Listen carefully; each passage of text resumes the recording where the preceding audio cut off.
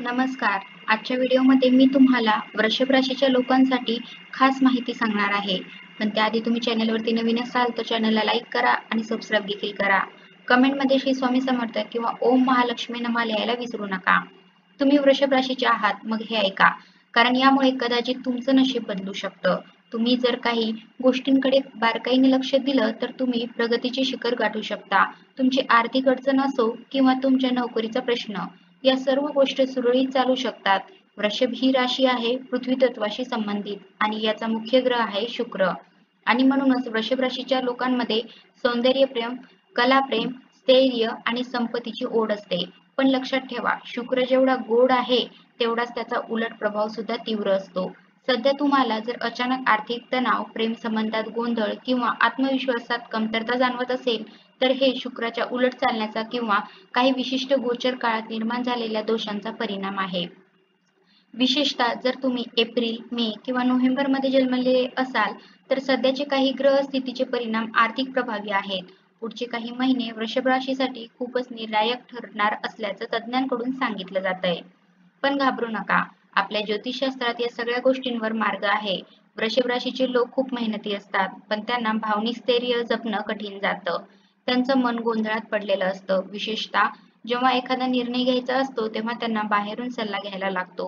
पण सल्ला घेतानाही जर ग्रह तुमच्या विरोधात असतील तर बरोबर सल्ला मिळत नाही. म्हणूनच असे लोक वारंवार अपयशाला सामोरं जात असतात. सध्या गुरु आणि राहू यांचा प्रभाव वृषभ राशीवर अतिशय प्रभावी आहे. जेव्हा राहू वृषभ राशीत आला होता तेव्हा अनेक वृषभ राशीच्या लोकांनी चांगल्या संधी गमावल्या होत्या. कारण राहू ब्रह्म निर्माण करतो आणि जिथे लाभ असतो तिथे तो शंका टाकतो. आता राहू थोडा दूर गेला असला तरी त्याचा उरलेला परिणाम अजूनही विचारात घेतला पाहिजे. म्हणूनच एक गोष्ट लक्षात ठेवा, तुम्ही जेवढं अध्यात्माशी जोडलेले राहाल तेवढं राहूचं नियंत्रण कमी होत जाईल. वृषभ राशीच्या लोकांनी दररोज श्री सूक्त, लक्ष्मी स्तोत्र आणि शुक्राच्या बीज मंत्राचा जप करणं अत्यंत लाभदायक ठरतं. ओम द्रां द्रीं द्रौं सं शुक्राय नमः या मंत्राचा दररोज 16, 21 किंवा 51 वेळा जप केल्याने मानसिक स्थैर्य, आर्थिक लाभ आणि संबंधामध्ये सुधारणा होऊ शकते. यासोबतच शुक्रवारच्या दिवशी नंदादेवी किंवा महालक्ष्मी देवीची गंध, श्वेत फुलं आणि पांढऱ्या वस्त्रांनी पूजा करावी. वृषभ राशीचा स्वभाव सौम्य पण हट्टाने भरलेला असतो. त्यामुळे निर्णय घेणं आणि त्यावर ठाम राहणं या राशीच्या व्यक्तींसाठी खूप आवश्यक आहे. आणि हे निर्णय बळकट करण्यासाठी उपासना आणि ध्यान गरजेचं आहे. जर तुम्ही व्यवसायात असाल तर सध्या वृषभ राशीसाठी परदेशाशी संबंधित व्यवसाय, कला, सौंदर्य प्रसाधने, सोशल मीडिया, संगीत, फॅशन डिझायनिंग आणि वास्तुशास्त्राशी संबंधित क्षेत्र फार चांगलं ठरणार आहे. पण जर कोणत्याही आर्थिक निर्णयाआधी तुम्ही शुक्र आणि गुरुग्रहाच्या स्थितीचा विचार न करता पुढे जात असाल तर परिणाम विपरीत होण्याची शक्यता आहे. वृषभ राशीच्या लोकांनी त्यांचा स्वभाव संयमी ठेवणं खूप गरजेचं आहे, कारण त्यांचं मूळ तत्व हे पृथ्वी आहे, म्हणजे स्थिरता आणि स्थैर्य. पण जेव्हा तुम्ही मानसिक गोंधळात अडकता तेव्हा ही स्थिरता तुमचं ओझं होऊ शकते. सध्या गुरु वक्री होण्याच्या मार्गावर आहे आणि त्यामुळे 2 ते 3 महिने वृषभ राशीच्या लोकांनी मोठे आर्थिक व्यवहार, नवीन नातेसंबंध किंवा मोठे व्यवहार करणं टाळावं.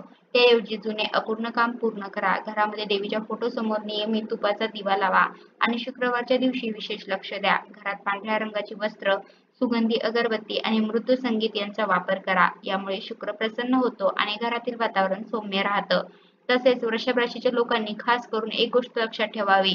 तुम्हाला जर पैशात अडचण येत असेल तर तुम्ही तुमच्या घरात उत्तर-पूर्व दिशेला एक महालक्ष्मी यंत्र स्थापन करावं आणि दर शुक्रवारी त्याला केवळ 5 कमळाची फुलं अर्पण करावी.